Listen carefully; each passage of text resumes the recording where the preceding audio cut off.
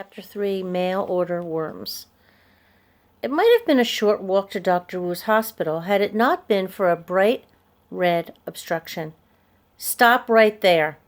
The bossy voice belonged to Mrs. Mulberry, who stood directly in their path. She wore red overalls and a matching red baseball cap with the words "Welcome Wagon" printed on it. This was her uniform, for she was the president of Buttonville's Welcome Wagon Committee, a group dedicated to welcoming newcomers. But ever since the old button factory had closed down, people rarely moved to Buttonville.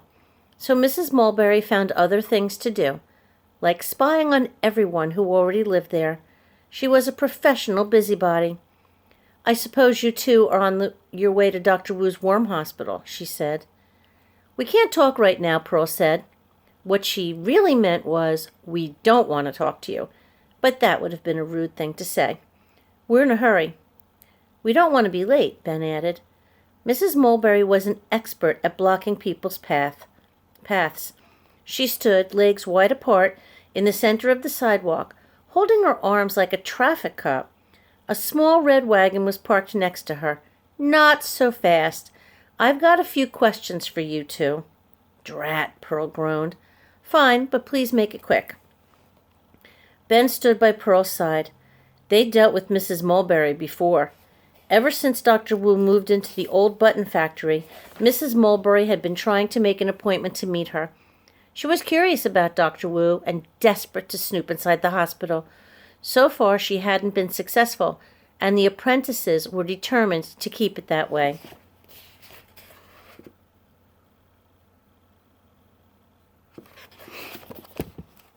Mrs. Mulberry narrowed her eyes. "How is the doctor?" "Fine," Pearl said.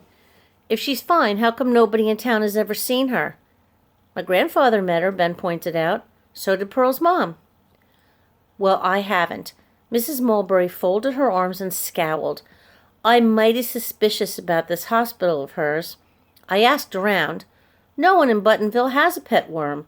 So why would Dr. Wu come all the way from Iceland to open a worm hospital in a place where no one keeps worms?" Pearl didn't have a good answer. She looked at Ben. He was quite talented at making up stories on the spot. He cleared his throat, buying time. Then, with a smile, he said, "Iceland is full of volcanoes, and Dr. Wu got tired of shoveling lava off her front porch. That's why she moved." Mrs. Mulberry scowled so hard, a deep crease formed across her forehead. "But why would she only treat worms? Why not cats and dogs?" Ben closed his eyes for a moment, as if conjuring the details for his story. "She only takes care of worms because—" His eyes popped open. "Because when she was young, her father was a fisherman. And you know what fishermen do to worms, don't you?